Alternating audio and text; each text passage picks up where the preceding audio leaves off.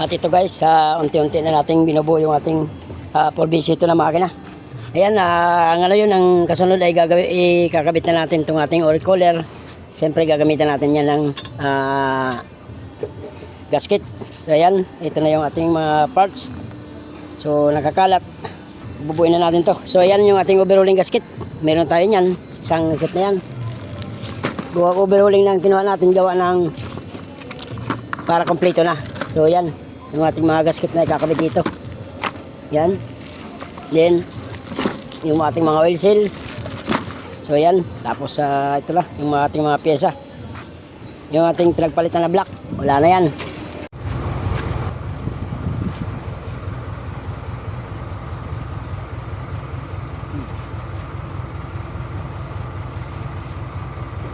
Asa ito rin yun?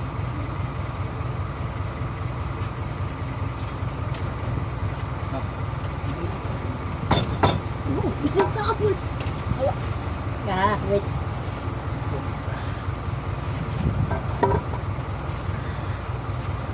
Screw. Back. Screw pre. Screw pre, screw. Yeah.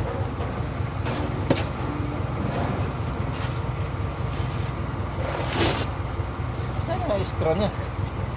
Ay, ay.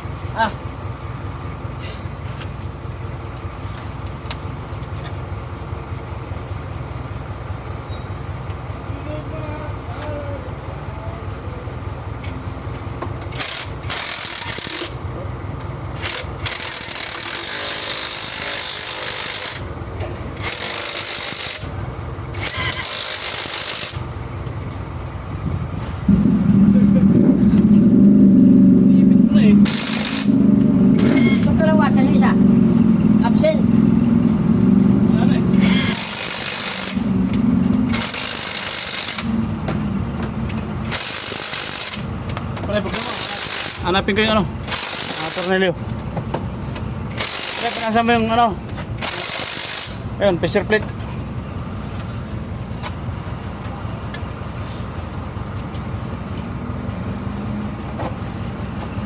Ilan tuloy lang pre? 6?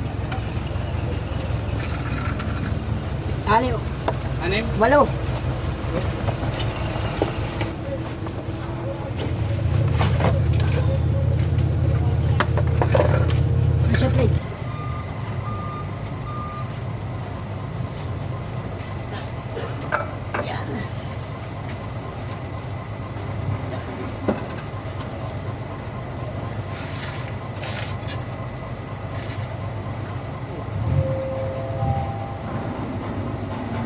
Ba't itong isa ibang lahi?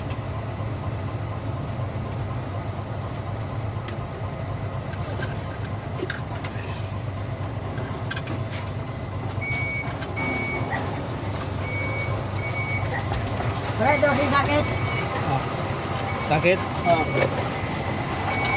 Ini doon sa kabila. Mainit.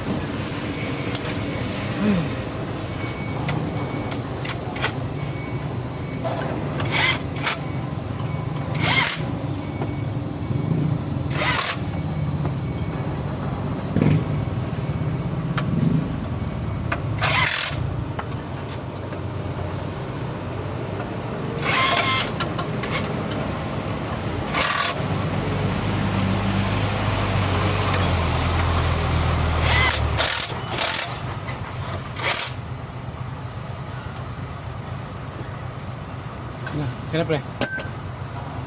Bato ka ng bato eh. Pero ano mo na power handle mo? Ha? Power handle. I-double check natin. Power handle? Kaya nawawala yung gamit natin eh. Panay bato. Kamu si Lakay eh.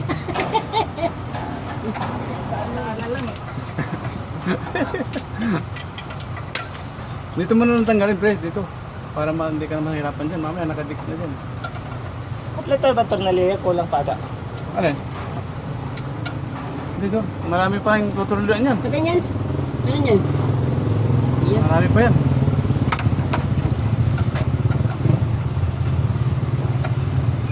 Yan po. Ano?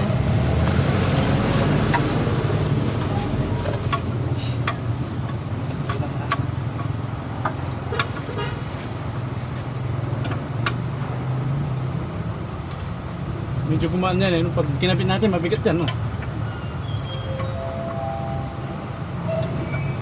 Ngayon, may manghihila dito, ano?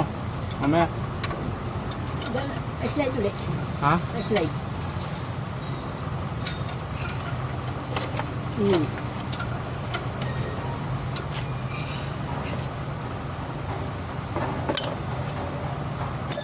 Oh, iabot mo. Ayan, ibagsak mo. Ayaw. Ano, itaas ko? Ah, Bato ka ng bato eh. nag-ano pa? May yung number? May minuto pa. Hindi pa natin. Paano discard natin? Iangat ulit. Gagawin mo muna yung ano. Alin? Gagawin ko muna. I-ayos muna. Iangat ko. Ah.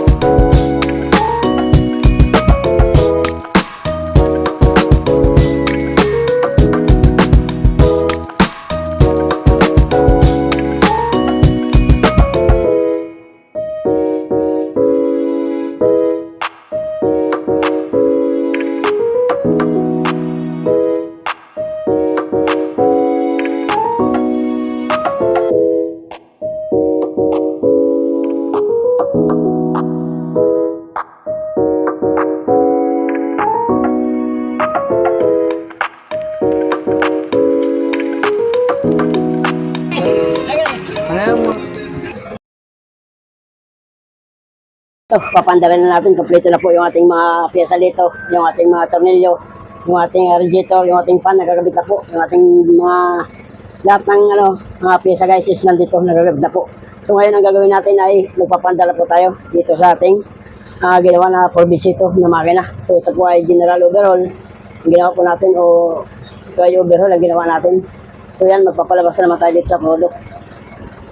So kailangan magpalabas muna tayo ng crudo bago natin mapandar to.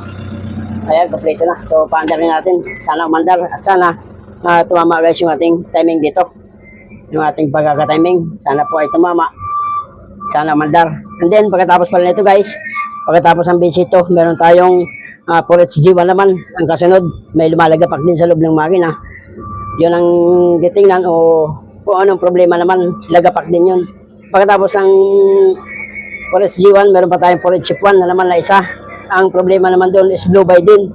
So yun, bali, 3 makina ang ating mga nakaschedule na sunod-sunod na trabaho. So maraming salamat po kay God na binigyan kami ng trabaho na ganito. Bali 3 makina ang sunod-sunod na overhaul natin o mga gagawin. So yun, maraming salamat po din sa mga customer at sa mga nagpapagawa sa amin sa mga ganitong makina. So lahat po makina ang gagawin. Sige nga. So yan, start na natin guys. Kung andar. Okay, pa-start. Yeah.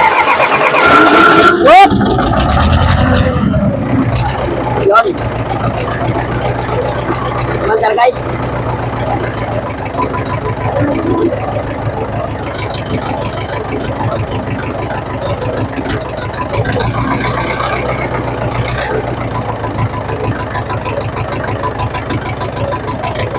Yan, medyo palyado pa siya.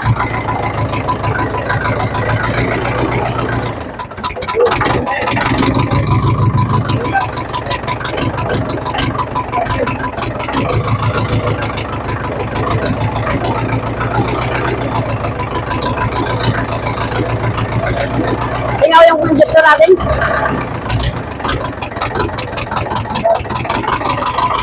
Sige yung tambutso. Okay, patay muna, pagkipatay. Patay muna, pare.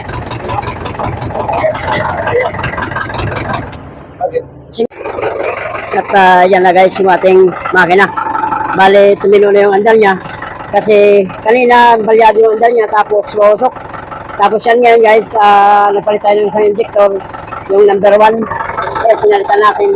Gawa ng nandyan ang gagaling yung palya niya kanina, na hindi maintindihan yung minor. Ayan, tumino na yung andar niya. Bali, break natin yan. Tapos ito guys, pakita ko po sa inyo yung mga pinalitan natin pyesa.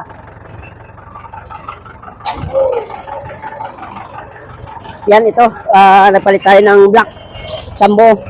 Tapos liner, 4. Ayan guys, yung ating mga liner. Tapos 4 din na piston. Nagpalit tayo. So yun, ito yung ating nozzle na pinalitan sa injector kasi palyado. So yan, tumino na siya. Gumanda na yung andar niya. Ayan guys. Okay na.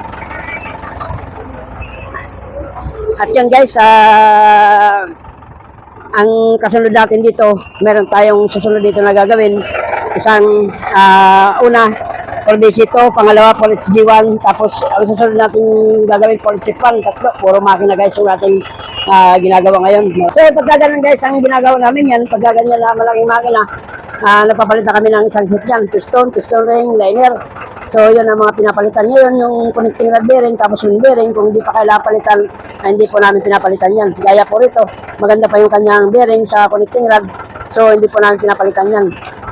So ito guys, bali yung sigunyal pa rin na kinabit namin dyan. Tapos yung bearing, connecting rod bearing, side thrust washer, yun pa rin mga kinabit dyan. Tapos siyempre, para hindi na tayo magpipiting, yun pa rin binabalik natin. So yun guys, ito, isa na namang makina ang ating nadali ngayon.